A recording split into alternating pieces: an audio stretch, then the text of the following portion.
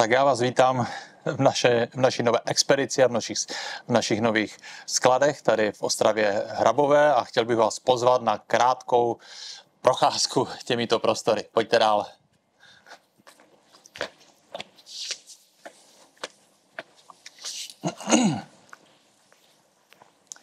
My jsme ještě začátkem letošního roku všechno expedovali právě ze sídla firmy, kde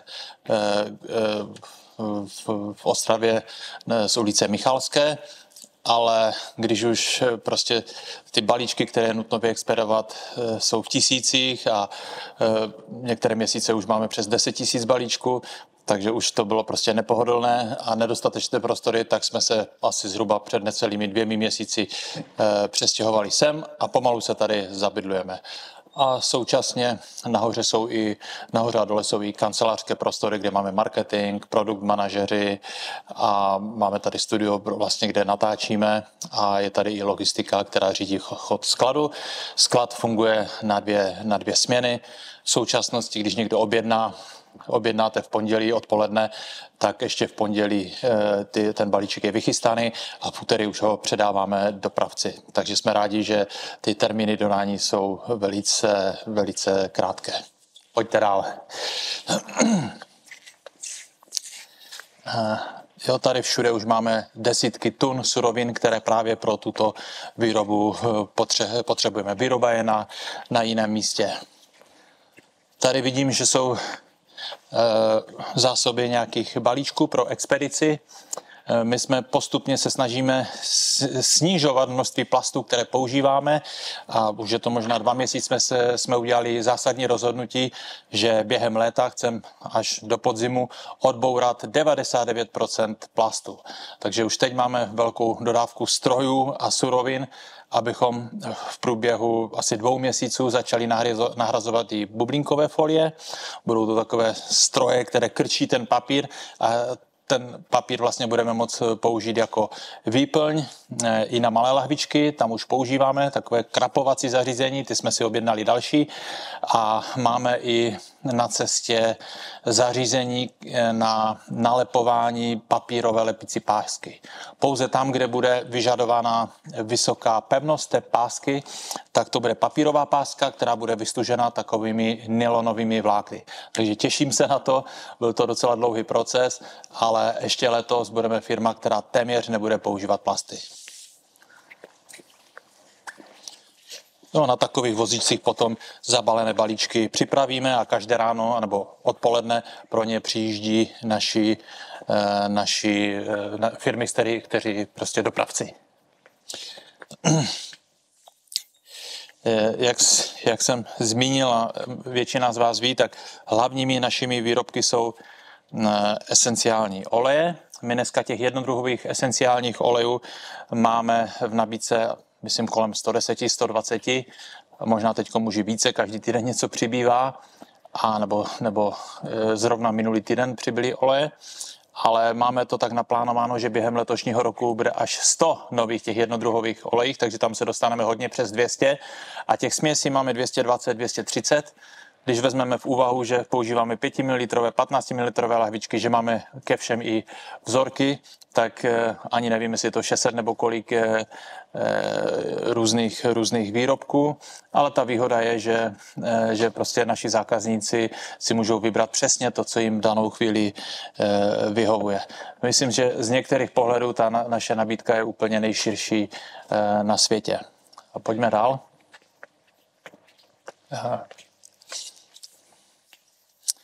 Jsme velký dodavatel difuzérů, doslova po desítkách tisíc je nabízíme. Myslím, že máme velmi dobrou cenu. Náš marketing už postupně zapracoval na to, že máme svůj jednotný design. Před pár týdny jsme dali do prodeje vlastně i tady tyto bezvodé difuzéry. Možná jste se s nimi ještě nesetkali, či ty jsou zase vhodné do prostor, kde nechceme navyšovat vlhkost, či tam se používá přímo ten koncentrovaný olej a krásně se vlastně potom dostává ten esenciální olej do ovzduší. Máme tady ty jednoduché a v nabídce jsou i dvojité. A tady vidím dokonce, to je takzvaný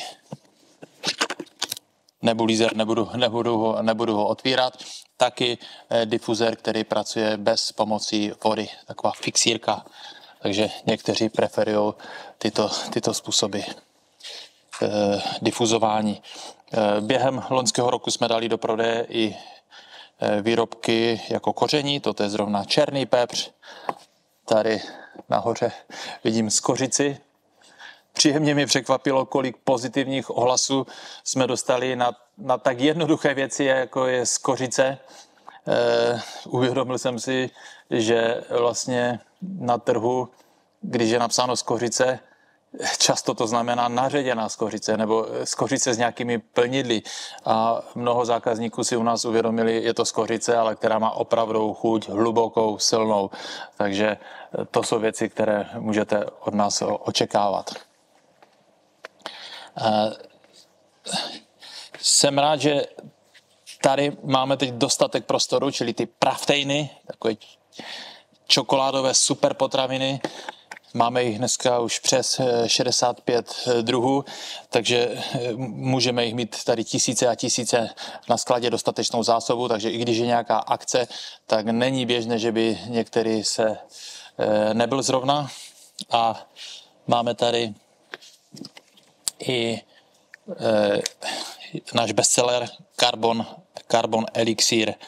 Tento zrovna je AX s astaxantinem, ale máme i Carbon Elixir základní, potom s kadidlem, takže na to jsem natočil i různá další videa a hovořím na tom na přednáškách. Ta molekula C60 David Wolfe označuje jako největší objev v dějinách lidstva v oblasti dlouhověkosti.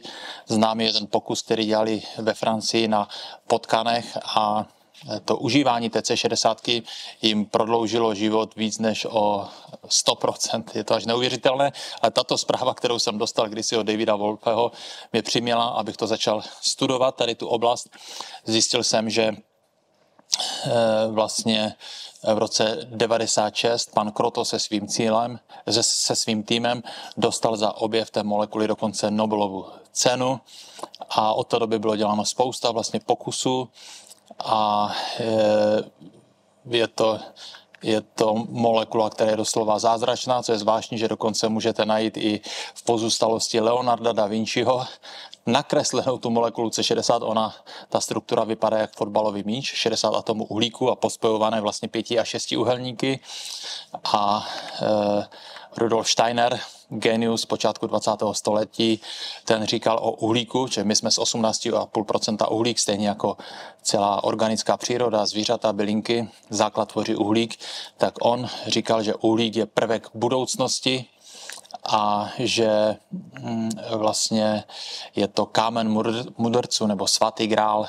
Arabsky se to řekne elixir a my jsme si vlastně nechali udělat ochrannou známku právě Carbon Elixir, uhlíkový svatý grál, nebo jak to přeložit. Takže kam to patří? Tady se můžete podívat, že máme tady chladící boxy, takže když si u nás koupíte CBDčko nebo zastudené lisované oleje, esenciální vody, tak abychom zajistili co největší čerstvost, tak my je vyrobíme, naplníme do lhaviček a dáváme je do chladáku a stejně jako tady kosmetické výrobky a vlastně posíláme je zákazníkům k objednání. CBDčko, máme jich spoustu variant. Je to výrobek, o který je velký zájem, protože to použití CBD, těch kanabidiolů, extrakt z konopných květů, má dle jistých informací prostě univerzální použití od problému se spánkem až po je to možno použít na různé zánětlivé stavy a mnoho dalších. My jsme to ještě vylepšili tím, že jsme k tomu CBD, konopnému extraktu, přidali esenciální olej kopaiba a bazalka posvátná. Zjistilo se, jsou na to studie, které potvrzují, že oni působí velice podobně jako to CBD, čili je tam silný synergický efekt a vždycky u toho jednoho výrobku nejvyššího v té dané řadě tam přidáváme i esenciální olej z kadidla který často bývá označován jako to kadidlo král esenciálních olejů.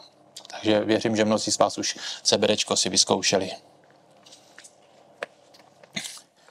No a tady v této místnosti vlastně ty balíčky balíme. My jsme,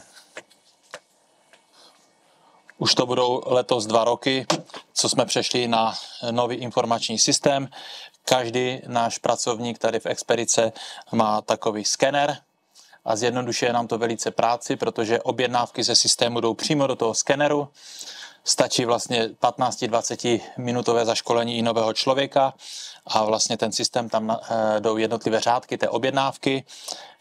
Té obsluze se ukáže, na jakou adresu má jít, jenom si klikne na čárový kód nebo QR kód, vezme si výrobek, systém potvrdí, že to je ono a vlastně nemusí ta obsluha ty výrobky vůbec znát, ale jde přesně podle systému a to je věc, která nám hodně pomáhá. Máme tady tiskárny, všechno je to napojeno, máme svoje vlastní programátorské oddělení, kluky, kteří se starají o tyto věci a samozřejmě celý systém se i sami vyvíjíme.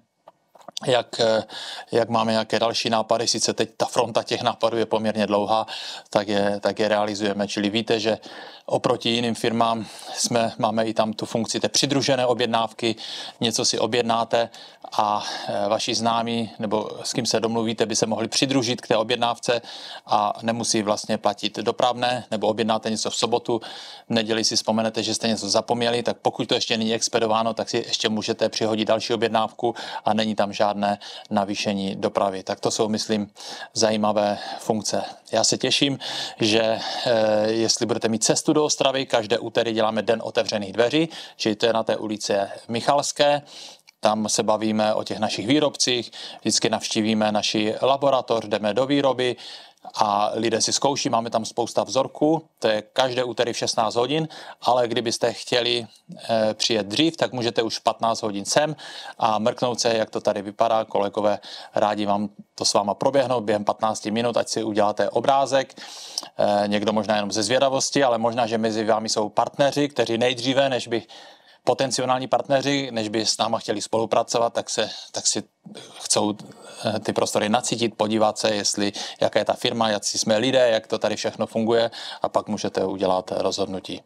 Takže já vám děkuji za pozornost a za chvilku se zase budu věnovat našim hostům. Máme se na co těšit.